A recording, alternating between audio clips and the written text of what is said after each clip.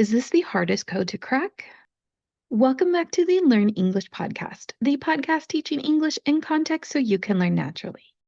It is Veterans Day this week here in the United States. Veterans Day is a day that we have as a national holiday, and it is a day that we use to really celebrate and honor people who have served in the United States military. I've done episodes on Veterans Day before. I did an episode on the history of Veterans Day, and then I did an episode on the 442nd Regimental Combat Team during World War II.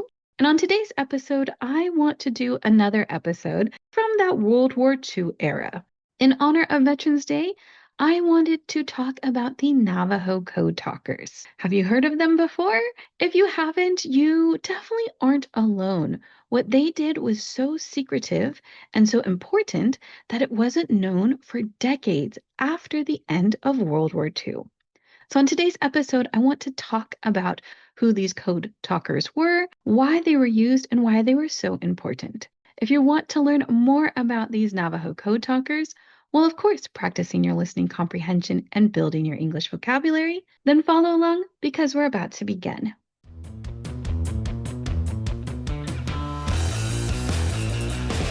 Before we get started, I want to remind you to look at the description of this podcast episode. There you will find the list of the words and phrases that I used in the episode so you can take them, study them, and continue to build your English vocabulary.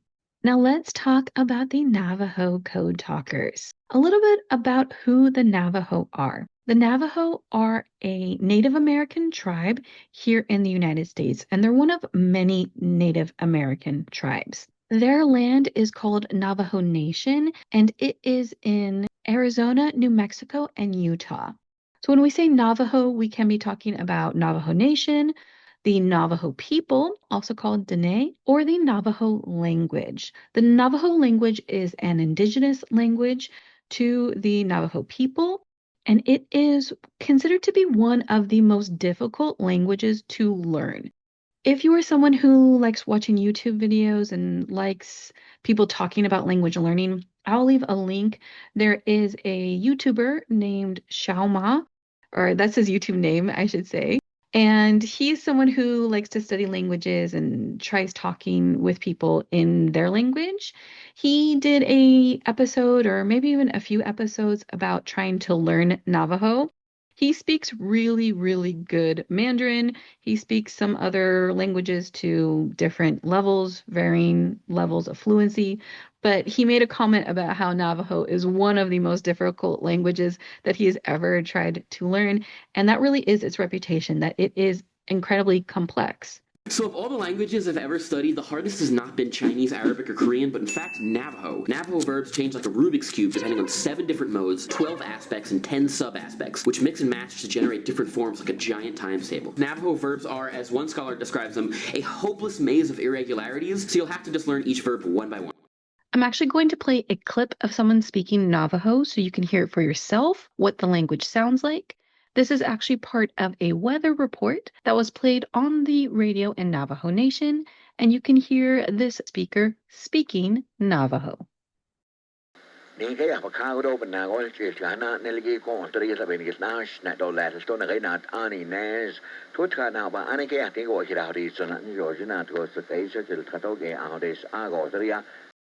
Sadly, it is one of the languages that not a lot of people speak because in the history of the United States, there was a time period where Navajo children were forced to go to boarding schools where they were not able to speak their language. They were actually abused. They were beaten or punished if they spoke Navajo. And that was really a horrible time in American history. I know very similar things happened in Canada and Australia with their native populations. It was a way of really destroying or trying to destroy the Navajo culture and other Native American cultures. For that reason, the language was almost lost. There is an effort to try to revitalize it, to try to save it and get more people to speak it. But it is difficult because, like I said, it is an extremely difficult language to learn if you did not grow up learning it or speaking it at home. However, the difficulty of the Navajo language actually became a benefit to the United States during World War II. I'm going to be focusing on the Navajo Code Talkers, but there actually was another tribe called the Choctaw. The Choctaw helped the United States military during World War I, and they had a code that they would send messages back and forth that the German forces could not understand because Choctaw is not a language that is really known in Europe. That was a very important effort during World War I, and that's what really brought up this idea of having Navajo help during World War II. During World War II, the United States military was fighting the Japanese and German forces, and those two militaries were really good at cracking codes. What we mean by cracking code is that you're able to decipher what a message says. You're able to determine what the hidden meaning is. And that was happening. These military forces were trying to crack the codes or break the code to understand what the opposing military was doing. Of course, that's a huge asset when you are in battle if you know your enemy's battle plans. There's a man called Philip Johnson. Philip Johnson was a World War I veteran, and he had also spent some time living in Navajo Nation. Because of his time living with Navajo people, he actually spoke fluent Navajo, which was not very common for someone who is not Navajo to do. And he therefore knew how difficult the language was and how hard it was for someone who did not have experience with the Navajo language to understand what was being said. If you think of Romance languages, for example, like Spanish, French, Italian, Portuguese, there is some crossover. You can maybe understand some of what someone is saying if you know one of those Romance languages.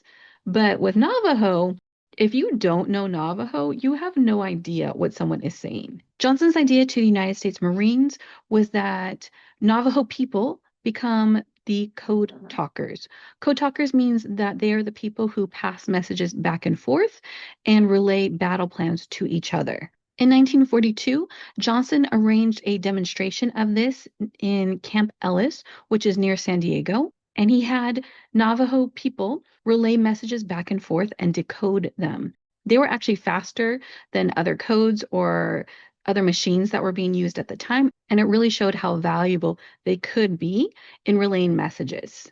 The program was approved, and 29 Navajo men were recruited and sent to Camp Pendleton, which is another military base here in Southern California. It's near San Diego as well. It was there that they developed the code. They took Navajo words and made them a reference to a particular item or situation.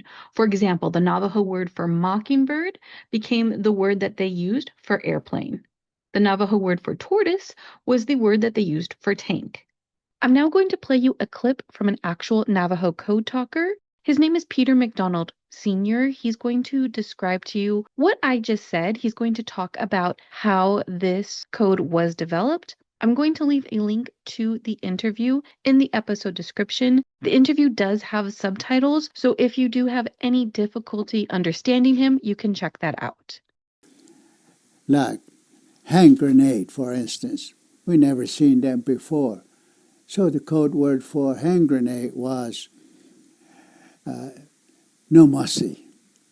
No mercy in Navajo means potato. Hand grenade looks like a potato. Again, only those of us who went through that code school know when we hear the code word coming through the air say no mercy, we write down hand grenade. But another Navajo out here, hear us say no mercy, they think we're talking about French fries or something like that. This meant that the code was two-layered. Even if someone understood Navajo, they wouldn't understand what these particular people were talking about. They would hear words that were in Navajo, but they wouldn't know the meaning behind those words. And that's really where they got the name from. Code talkers wasn't actually a military term, but it was used because these Navajo men were talking in code. They were talking in this two-layered code, and the name Code Talker really just stuck. It was a good description of what they were doing. It was a way of talking about this particular system that they had used, and that's how you still hear them referred as the Navajo Code Talkers. The Navajo Code Talkers served in some of the most dangerous battles in World War II, especially in the South Pacific, in Guadalcanal, Iwo Jima, and Okinawa. At Iwo Jima, 6 Navajo Code Talkers relayed over 800 messages in just 2 days and did not have a single error. Here's another clip of Peter McDonald talking about the importance of the Code Talkers during the Battle of Iwo Jima. I will leave a link to this clip as well. It does have subtitles, and in another part of this interview, he actually repeats the messages that were passed between the Code Talkers during this battle. Company commander wrote down a message asking for help, handed to a Navajo Code Talker. This message took 20 seconds. Without Navajo, Marines would never have taken the island of Iwo Jima. The Navajo Code Talkers were actually so important that they actually got assigned bodyguards. So that way it was to prevent any injuries happening, and of course, from them being captured. The United States military really did not want this code broken. And it actually never was broken. It was such a good code and such an unknown language that the code itself was never broken during World War II. 461 Navajo Marines served as code talkers in World War II, and of those, sadly, 13 were killed in action. After the war, the Navajo Code Talkers returned home, and instead of being celebrated, they were met with silence. When they returned to states like New Mexico and Arizona, they were not even allowed to vote. They returned to face the same poverty and racism that they had experienced before the war, and they weren't able to tell people what they had actually done. What they did was classified. It was so secretive and so important that no one was allowed to talk about it. It wasn't until 1968 that what they did was actually declassified. That was more than 2 decades after the war ended. Since then, there has been an effort to try to recognize and honor what they did. In 2001, President George W. Bush presented the original 29 Code Talkers the Congressional Gold Medal. Other Navajo Code Talkers also got the Silver Medal. And that same year, monuments were starting to be built across the United States. In 2008, the Code Talkers Recognition Act honored all Native American Code Talkers, which included the Navajo, but also members of other tribes such as the Choctaw and Comanche. Every year on August 14th, we also honor National Code Talker Day. If you are ever in the United States and want to learn more about Navajo culture, you can go and visit places in Navajo Nation. And if you want to know more about the Code Talkers themselves, there's a number of different museums you can go to. One of them is in Gallup, New Mexico. This is the Navajo Code Talker Museum in the Gallup Cultural Center. It has exhibits of uniforms, medals, photos, and storyboards about the Code Talkers. In Tuba City, Arizona, you can also find the Navajo Code Talker exhibit at the Explore Navajo Interactive Museum.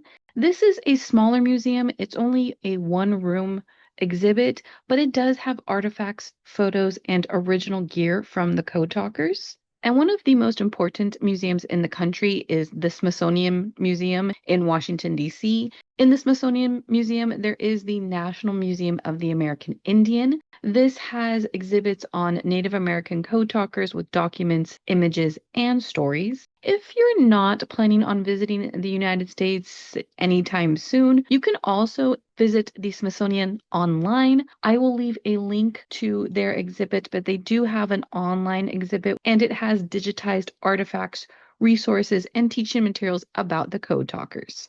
In 2002, there was also a major motion picture. Nicolas Cage starred in the movie Wind Talkers, which was a dramatic retelling. It is fictionalized, so it's not 100% accurate, but it does show the process of Navajo men going and joining the military and becoming Code Talkers. And they also have been in the news recently. The United States military this past year actually removed the websites that talked about the Navajo Code Talkers. There was a lot of outrage here in the United States. A lot of people were very upset that the military had removed web pages about them. And these pages were restored because of the outcry and how mad people were. Like I said, the Navajo Code Talkers were extremely important. It took a long time for them to get the recognition that they deserved. So it was very important that the webpage was restored. I hope you enjoyed this episode. I hope you learned a little bit about the Code Talkers, especially if you hadn't heard about them before. If you liked this episode, if you want me to do more like these in the future, please leave a comment and let me know. If you're enjoying the podcast, if it's helping you learn English overall, please consider leaving us a rating on whatever app you use to listen to this podcast on. You can tell a friend, tell a family member, tell someone who is learning English so we can continue to grow our podcast. You can follow us on social media at Learn English Pod. The website is learnenglishpod.com. And remember to like and subscribe so you don't miss our next episode when it comes out next week. Until then, keep learning English.